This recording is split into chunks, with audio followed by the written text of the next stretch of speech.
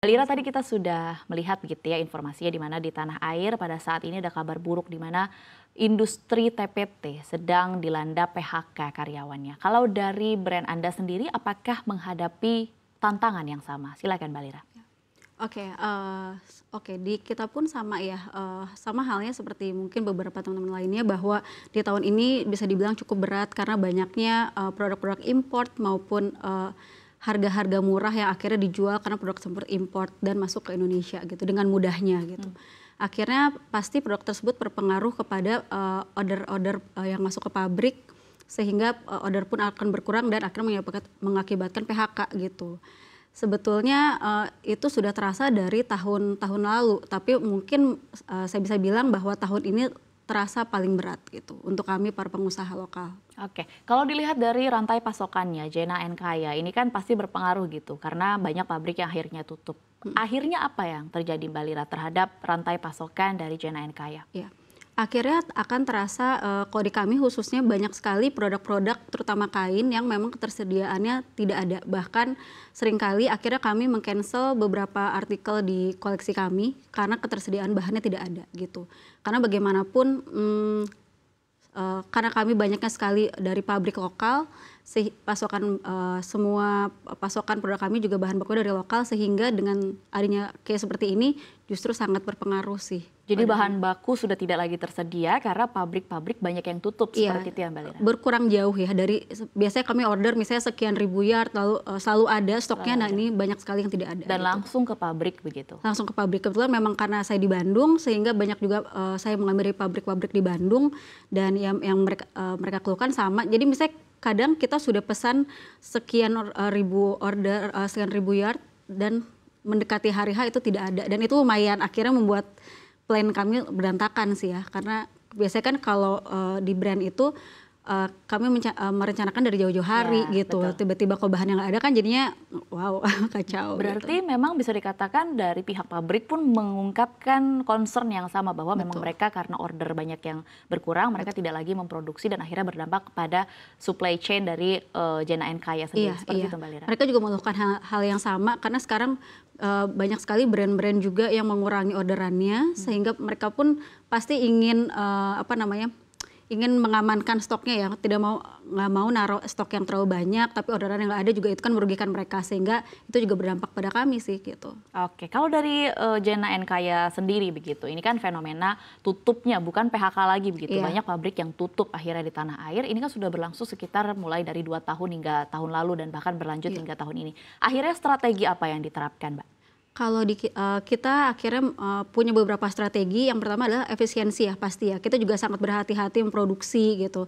Tapi kita juga punya beberapa strategi lain yaitu karena maraknya price war, kita juga nggak bisa hindari produk import itu masuk ke Indonesia dengan harga yang sangat murah. Sehingga kita juga harus bersaing, mungkin kita bisa sebut itu price war.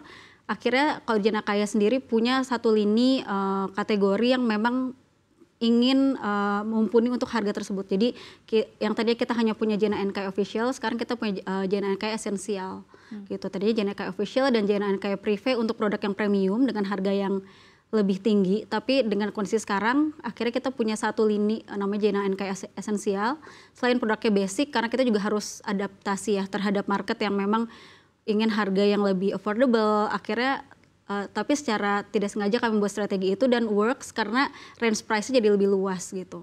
Oke, berarti bisa dikatakan bahwa demand terhadap modest fashion di tanah air juga masih cukup baik begitu. Cukup baik. Akhirnya kalau dari Jena and Kaya melihat bahwa adanya penurunan akses terhadap bahan baku sendiri, mencari bahan baku yang sesuai dengan model-model Jena and Kaya, akhirnya kemana Mbak Lira?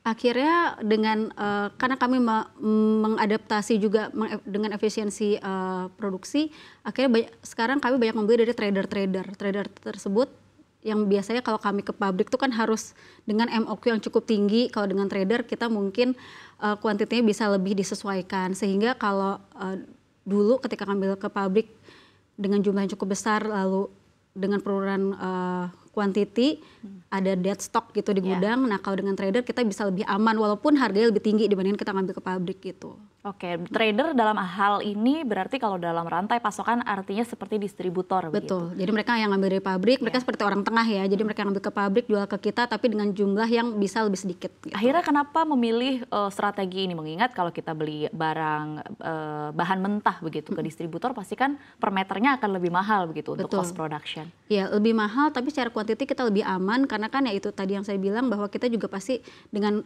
kondisi sekarang kita juga ada efisiensi produk atau produknya kita alihkan ke yang harganya lebih affordable dan lebih mudah dijangkau oleh masyarakat. Gitu. Oke, baik. Kita tahu bahwa isu PHK terutama di industri TPT ini kan terjadi karena adanya ancaman deindustrialisasi di mana akhirnya masyarakat melihat bahwa nampaknya menjadi dalam tanda kutip seperti trader atau distributor dari produk-produk luar negeri ini lebih menguntungkan atau sering kita sebut sebagai margin hunter.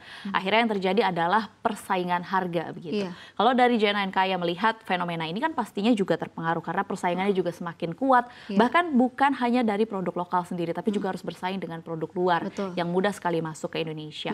Bagaimana tanggapannya Mbak Lira berkaitan dengan fenomena ini? Oke, yang pasti kita sebagai pelaku usaha terutama di Modus Fashion, kalau dari saya sendiri, saya melakukan branding juga perlu ya, karena itu sebagai investasi kita sebagai brand, lalu kita juga harus menunjukkan value unique selling point kita apa gitu. Jadi kalau kebetulan kalau di Janakaya kan memang kita bermain dengan handmade detail seperti ini, kita juga mengajak para warga sekitar, ibu-ibu sekitar untuk mengerjakan produk ini secara handmade, karena memang payat-payat ini, beading-beading ini dikerjakannya semuanya satu-satu memakai tangan, bukan memakai mesin. Jadi mungkin impact yang kita bisa lakukan terhadap sesama adalah mengajak sesama untuk mengerjakan baju ini satu persatu, dan yang tadinya sebenarnya ini pandemi sih Mbak. Jadi ketika pandemi nggak bisa keluar rumah, lalu kita harus mengolah bahan yang ada.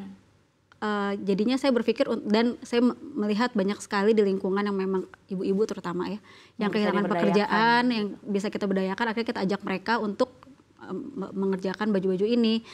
Alhamdulillahnya dengan justifikasi tersebut malah jadi angin segar bagi kami bahwa itu sekarang menjadi unique selling point kami sih.